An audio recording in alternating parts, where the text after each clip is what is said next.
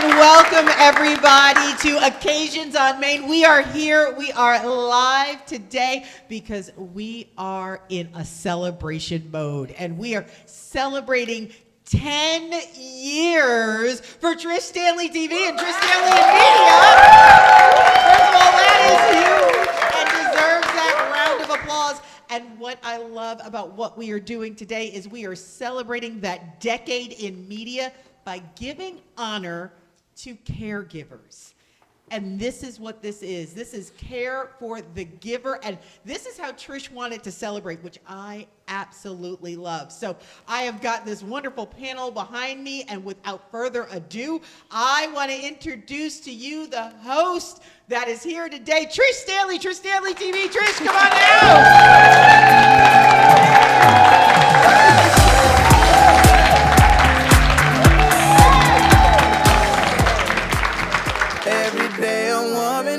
You're watching Trish Stanley TV, where the everyday woman reigns. Every day a woman reigns. Thank you guys for coming and hanging out with us on today. The purpose of this event is not just to celebrate our 10-year anniversary, but we are also wanting to love on the caregiver. And the purpose of that is because a lot of our guests from last season, they serve as caregivers. And so I thought that was very just impressive, because that was only one aspect of their lives, and how you're able to balance that is just baffling to me. So we wanted to bring a group of professionals together to kind of tackle that conversation and start having those conversations to where we can support. Because in the beginning, when our loved ones first fall ill, we get all kind of help. But then as time goes on, that help decreases. And so how can you maintain your mind, your peace of mind, and handle business, in the ways that you need to handle for your loved ones? And so that's what we plan to address here. We have professionals here on the panel, but we have some professionals out here among you all who have served or are currently serving as caregivers. So thank you guys. As I stated, beautiful women up here on the panel. I'm going to just go one by one and introduce our ladies today. We have, I probably need to read my cards because this has been a crazy day, even though I know them. But we have Janelle Watkins, who is serving as, she is a caregiver currently, and she is the queen, as y'all can tell. Can you tell? She's the queen of self-care. She'll tell you, if you run out of ideas of how to care for yourself, that's the woman for it. And we also have a lovely, lovely, lovely Fanny Wiley. We go way back. And she is the director of pre-need for Gregory B. Lovett and Crematory, Funeral Home and Crematory. So we're going to be talking about that, because even us as a community as a whole, we really don't, that's like a stigma for us. We don't want to talk about that. I don't want to talk about that, but it's very important that we plan for it. So we have the pro here to help us and give us direction. We have Miss Brainiac herself, Deborah Stewart, Esquire, who's an attorney who specializes in wills, and you're going to tell us what's the difference between a will, trust, and all of that good stuff. So we're going to find out all of that. We also need to know the importance of that. This beautiful being next to me, she's been on the show before because she's also interior decorator as well as fashionista. As well as diva. But Regina is here, and she's representing you. You have a company that is an in-facility company. So she's going to tell us what we should look for if we have to go that route with our loved ones. And sometimes that's a tough decision to make. So if we have to make that decision, we have her here to help us, to guide us in that particular area. We have my girl, Stephanie Herbert, and we actually, the next two are counselors, are working. Well, one is working on the doctors, but Stephanie is a counselor, but Stephanie is also really good at becoming one with yourself, being quiet, getting into that quiet place and that rest, because you have to do that if you're battling, caring for someone all the time. And so she's the expert in that. She's yoga queen, honey, yoga queen, and meditation as well. And then last but not least is my baby sister, Dr. Chantel Gaylor. Yes. And she is also going to be sharing the importance of seeking out mental health. And a lot of times, it's kind of like when we're taking care of our body, we don't really want to go to the doctor until there's a pain there, until we actually feel a pain there. But sometimes it's good to Stephanie's helping us to say, okay, what's going on with my body? What's going on here? Okay, now it's time for me to seek out. It's the same with the mental. Sometimes that shouldn't take a nervous breakdown for you to go and sit and talk to someone. So she's going to be our specialist today on that topic. So y'all ready, ladies? Dr. Chantel Gaylord. I was going to ask you a question. I go off of the hip pretty much. I need to have some notes here. Let me start there. I think one of the stigmas with us, I think it's getting better in our community as far as seeking out help when it comes to mental health, recognizing it and then going and seeking. Because counseling doesn't just consist of having a mental illness. So what would a session, what could we expect if we've never gone and had a counseling session? So what does that look like for us? What can we expect? Oh, absolutely. So demystifying your breast therapy is really important because there's a lot of just unawareness. And I always say, to your point about the stigma, I always push back against that because mental health awareness and access to care is a privilege that we have not always had access to. So I think that's a part of the conversation as well. But really, it's about having a conversation. Like, so lots of people, it's not your best friend because your best friend is big from her experiences. I'm going to speak from research Yes. and data. And so a greater kind of knowledge. So it's really having that space to really center you, to focus on you in a systematic way. Short-term pieces, those long-term pieces of forming connections. So I love to do insight work, so helping individuals really get to know themselves in a deeper way and see how things are showing up that you may have just been like, oh, that's my personality. No, sweetie, you depressed. Personality, right? So like bringing those pieces into it. Yeah, and that's so imperative because we will say, oh, that's just how I am. Or that's just, no, that, like you said, that's a demon, child. That's an issue that you need to get worked out. So, Stephanie, in kind of writing off of that, we talk about the mental health. Share some examples of what are the benefits of becoming one with yourself and even meditating and yoga. Because a lot of times, even with that has stigma around it. We think, okay, well, you're worship, that's devil worship and all of that. You're a believer, and this is what you practice. So share your some feedback. Yes. So first of all, understanding what caregiving does to the body. It creates a lot of stress. You can feel overwhelmed. And oftentimes we don't put ourselves first as caregivers. We're so used to caring for everyone else. And so meditation is one of the practices that can help. A lot of times stress shows up in the body. So with anxiety, for example, you have neck and shoulder pain, you may have migraine headaches. You also might have some gastrointestinal issues such as constipation, and any type of GERD, actually. That's how anxiety shows up in the body. So meditation is a actual practice, something that should be practiced. You in order to get the benefit, rather, you must practice it. And it basically allows you to have mental clarity and focus, emotional calmness. And there are several different techniques that can be done with meditation. That includes mindfulness, and I'll talk a little bit about a certain type of mindfulness, also concentration and visualization. May have heard of visualization. It's where you might want to, with all of these, you're going to be sitting quietly.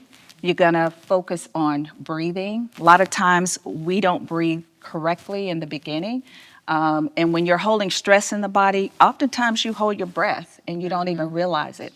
So focusing on the breath is the most important aspect of meditation.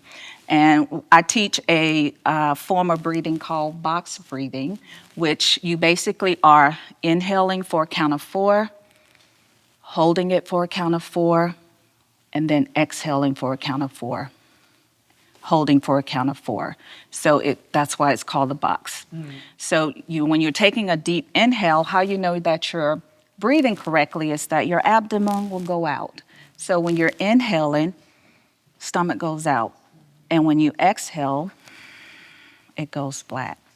And so the goal is to kind of hold those breaths as you meditate. Focusing on the breath, you may fall asleep, and that's okay.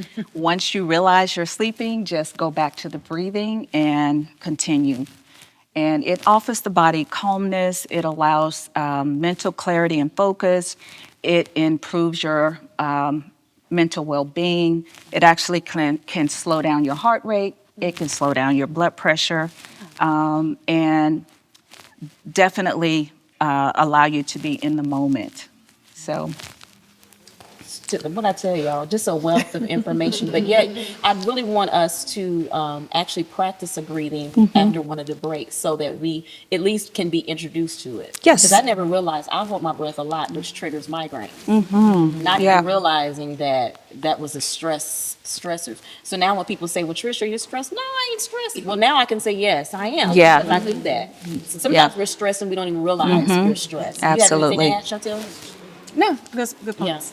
And so we have this lovely lady here, Regina. You own a facility that is for elderly, or just all. So I actually, interestingly, I have a healthcare business in Baton Rouge, Louisiana, where we provide services, caregiving services to the disabled and elderly. I also have experience in hospice. So 14 years as a hospice administrator, really helping families to navigate, number one, making the decision to choose hospice, but also navigating how do we age in place for the elderly, and how do we support persons that are disabled so that they can age and they can be inclusive in their communities. So that's one aspect of my life. The other aspect of my life and how I gave to myself was I love interior design, and as my therapy, my release, oftentimes once I've spent days pouring into others, you know, we as givers, we are constantly, and our cup gets empty and we don't know how to fill it. So being aware of what makes you happy, what brings you joy, so that again, we are poured into so that we can pour out again, was important for me. And I've always been a creative, so I started an interior design business as well. So that was my self-care.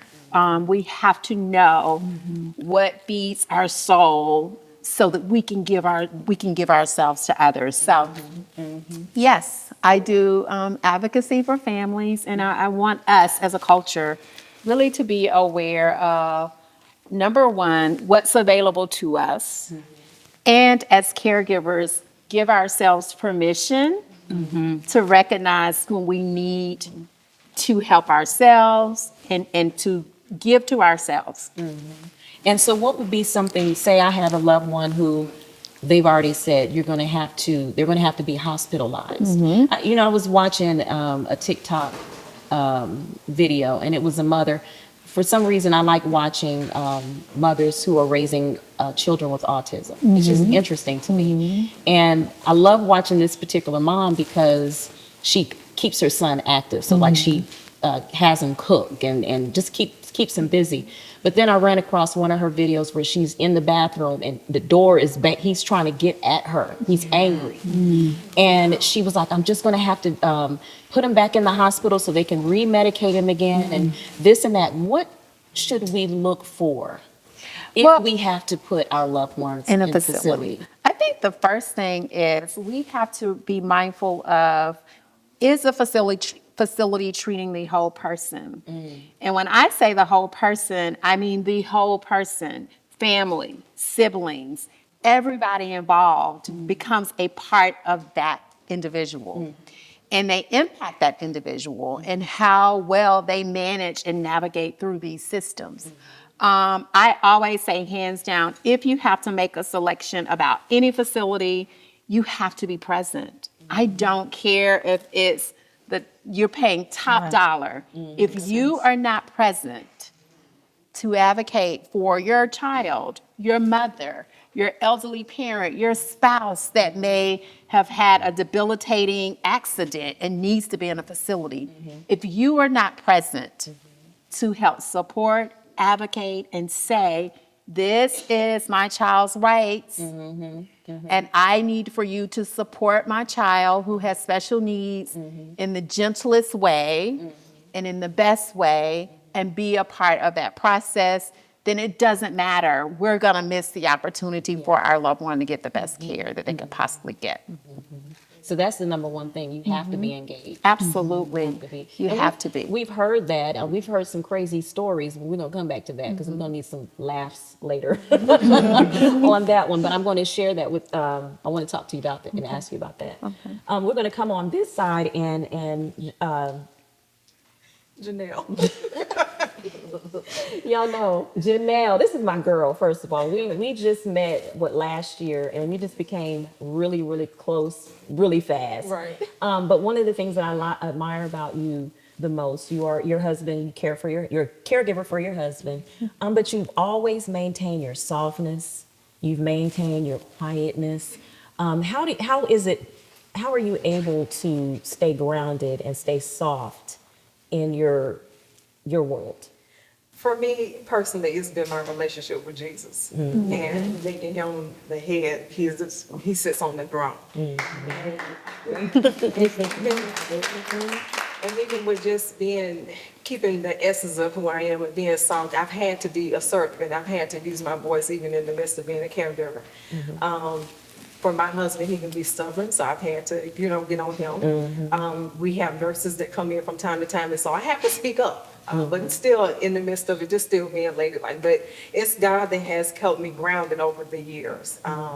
Even when anxiety attacks tried to just come in and overtake, I had to just really depend on the word in order to be delivered from out of that. And so what's amazing is being a caregiver for me, I never knew that it would be something that would try just transition me to be a whole different individual. So it's made me blossom on purpose. I had no choice but to blossom. So I've been in instances where I felt like, I remember years ago being at work, I didn't know if I was going to scream or cry. Just felt like I was getting ready to have a nervous breakdown. Because for caregivers, we don't know what to ask for. We don't know, there's no pamphlet or no website to say, are you a caregiver? Then you need to ask for your village. You need to ask for somebody to come and cook and clean for you. So you're just trying to figure all of that out. So for me, it's always been just realizing that I had to lean on the word in order to be able to be strong in the midst of it all. Yeah, and you also make sure that you take out time. You carve out specific time, like you would to go to your 9 to 5 to actually care for yourself. Yeah. Go ahead. Well, one of the things that I do is, for me, in order to feed my soul, I have to be quiet. So if you give me a blanket and a book and a coffee mug, I am good. That's just how I feed my soul. But there are the other times I can take myself out to eat by myself. Just, going to the spa, get a pedicure, just driving somewhere, being quiet. So like I think Regina or Stephanie was saying, it's so important that you identify what are those things that can feed your soul. Because that's what's going to help you to continue to thrive. You have to pull away in order to go back to pour out again. And it has to be on repeat. You have to keep doing that. Otherwise, you'll burn out very quickly. Yeah. All right, well, we're going to take a really quick break. We'll be right back. Every day a woman reigns. You're watching Trish Stanley TV, where the everyday woman reigns. Every day a woman reigns.